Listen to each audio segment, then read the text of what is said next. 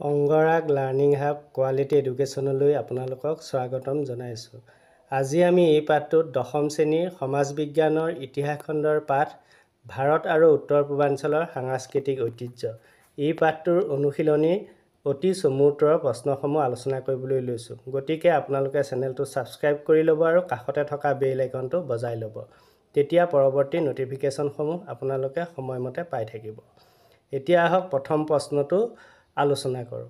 সিন্ধু সভ্যতাৰ পূব সীমা গাঙ্গেয় উপত্যকাৰ কোন ঠাইলৈ বিস্তৃত আছিল? উত্তৰ হৈছে আলমগীৰপুৰলৈ বিস্তৃত আছিল। নেক্সট প্ৰশ্ন, সিন্ধু সভ্যতাত নাগৰিক সংস্কৃতিৰ বিকাশ কেতিয়া হৈছিল? সিন্ধু সভ্যতাত নাগৰিক সংস্কৃতিৰ বিকাশ খ্ৰীষ্টপূৰ্ব 2500 চনৰ পৰা 1900 কালছোৱাত সংঘটিত হৈছিল। পৰৱৰ্তী প্ৰশ্ন, ঋগ্বেদৰ আনুমানিক ৰচনাকাল কি? উত্তৰ, ঋগ্বেদৰ আনুমানিক ৰচনাকাল খ্ৰীষ্টপূৰ্ব 1500 পৰা 1000 বুলি অনুমান কৰা হয়। পৰৱৰ্তী প্ৰশ্ন, সত্যমেৱ জয়তে বাক্যশাৰী মূলতঃ কোন গ্ৰন্থৰ পৰা লোৱা হৈছে? উত্তৰ, ভাৰতৰ ৰাষ্ট্ৰীয় প্ৰতীকত থকা সত্যমেৱ জয়তে এই বাক্যশাৰী মূলতঃ মুণ্ডক উপনিষদৰ পৰা লোৱা হৈছে। পৰৱৰ্তী প্ৰশ্ন, প্ৰাচীন ভাৰতত ৰচিত ৰাজনীতি বিজ্ঞান বিষয়ক বিখ্যাত গ্ৰন্থখন কি? উত্তৰটো হৈছে অৰ্থশাস্ত্ৰ। নেক্সট প্ৰশ্ন, বিবিধতাৰ মাজত একতা ইউনিটি ইন ডাইভাৰ্চিটি এই বাক্যাংশ কোন গ্ৰন্থৰ জৰিয়তে স্থায়িত্ব লাভ কৰিলে? উত্তৰ, জৱাহৰলাল নেহৰুৰ ডিস্কভাৰী অৱ ইণ্ডিয়া গ্ৰন্থৰ জৰিয়তে স্থায়িত্ব লাভ কৰিলে। নেক্সট প্ৰশ্ন, ভাৰতৰ ভাস্কৰ্য শিল্পকলাৰ কোনটো শৈলীত গ্ৰীক ৰোমান কলা কৌশল প্ৰয়োগ হৈছিল? উত্তৰটো হৈছে গান্ধাৰ শৈলীত।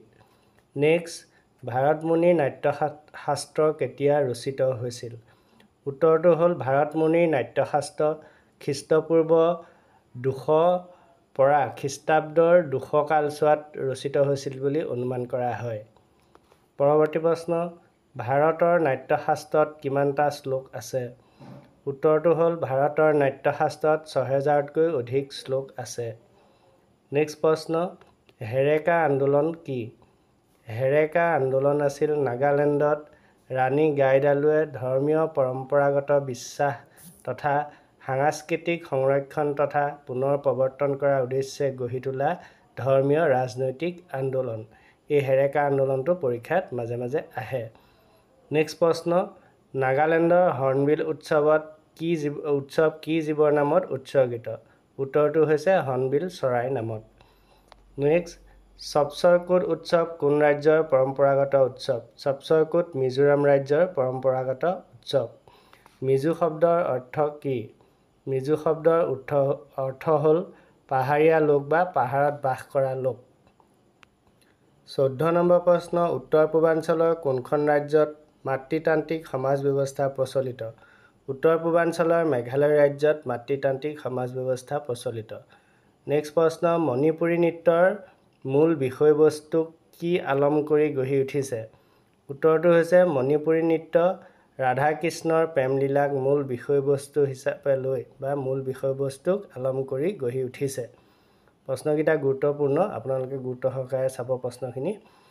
16 নম্বৰ প্ৰশ্ন, অসমৰ প্ৰাচীন নাম কি আছিল? উত্তৰটো, অসমৰ প্ৰাচীন নাম প্ৰাগজ্যোতিষপুৰ বা কামৰূপ আছিল। পৰৱৰ্তী প্ৰশ্ন, কি বড়োমূলীয় শব্দৰ পৰা অসম নামটোৰ উৎপত্তি হোৱা বুলি অনুমান কৰা হয়? উত্তৰটো হ'ব অসম নামটোৰ উৎপত্তি অসম বা অসদৃশ বা অসমান শব্দৰ পৰা হোৱা বুলি অনুমান কৰা হয়। নেক্সট প্ৰশ্ন, চৰ্যাপদ মানে কি? চৰ্যাপদ হৈছে প্ৰাচীন অসমীয়া ভাষাৰ এক কাব্য সংকলন যি বৌদ্ধ সিদ্ধাচাৰ্যসকলৰ দ্বাৰা ৰচিত হৈছিল আৰু ই বৌদ্ধ ধৰ্মৰ তান্ত্ৰিক সাধনাক প্ৰকাশ কৰে। এইটো এটা গুৰুত্বপূৰ্ণ প্ৰশ্ন, এইটো কেইবাবাৰো আহিছে পৰীক্ষাত। প্ৰশ্নটো আপোনালোকে গুৰুত্ব সহকাৰে টুকি ৰাখিব। নেক্সট প্ৰশ্ন, চৰ্যাপদ কেতিয়া ৰচিত হৈছিল? চৰ্যাপদ 10ম শতিকাৰ পৰা 12শ শতিকাৰ ভিতৰত ৰচিত হৈছিল বুলি অনুমান কৰা হয়। মাধৱ কন্দলীয়ে কাৰ পৃষ্ঠপোষকতাত সপ্তকাণ্ড ৰামায়ণ অনুবাদ কৰিছিল? মাধৱ কন্দলীয়ে বৰাহী ৰজা মহামাণিক্যৰ পৃষ্ঠপোষকতা লাভ কৰি সপ্তকাণ্ড ৰামায়ণ অনুবাদ কৰিছিল। নেক্সট প্ৰশ্ন, অসমৰ গদ্য সাহিত্যৰ সূচনা কোনে কৰিছিল?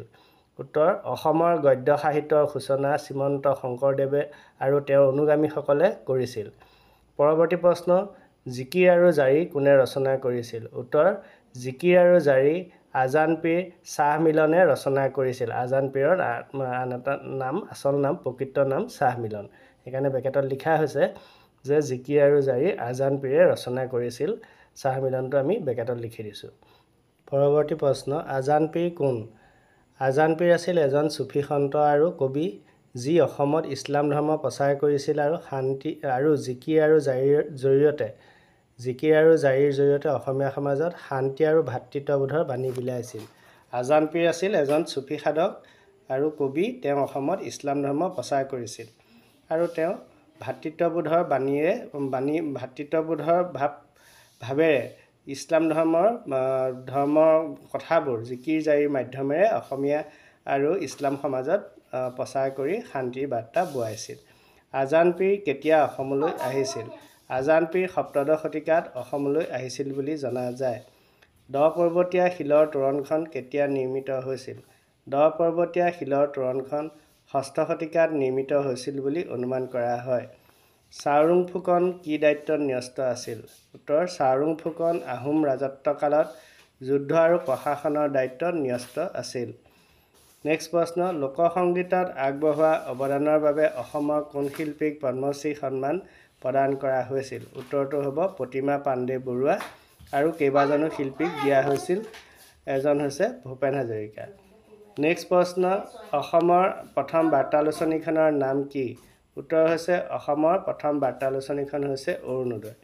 পৰৱৰ্তী প্ৰশ্ন, উত্তৰ পূৰ্বাঞ্চলৰ অষ্ট্ৰিক নৃগোষ্ঠী অন্তৰ্ভুক্ত জনজাতিটোৰ নাম কি? উত্তৰ পূৰ্বাঞ্চলৰ অষ্ট্ৰিক নৃগোষ্ঠীটোৰ অন্তৰ্ভুক্ত জনজাতিটো হৈছে খাচী। নেক্সট প্ৰশ্ন, ৰচয়িতাসকলৰ ইয়াত নাম দিয়া আছে যে অৰ্থশাস্ত্ৰ কোনে লিখিছিল? কৌটিল্য বা চাণক্য, হস্তিবিদ্যাৰ্ণৱ সুকুমাৰ বৰকাইত, কীৰ্তন শংকৰদেৱ, নামঘোষা মাধৱদেৱ, চৌধৰা পিম্পৰাগুচোৱা শংকৰদেৱ, কালীয় দমন শংকৰদেৱ, ৰামবিজয় শংকৰদেৱ, কথাগীতা ভট্টদেৱ, ৰাজতৰংগিনী কলহন, ভাৰত সম্ভেদ জ্যোতিপ্ৰসাদ আগৰৱালা।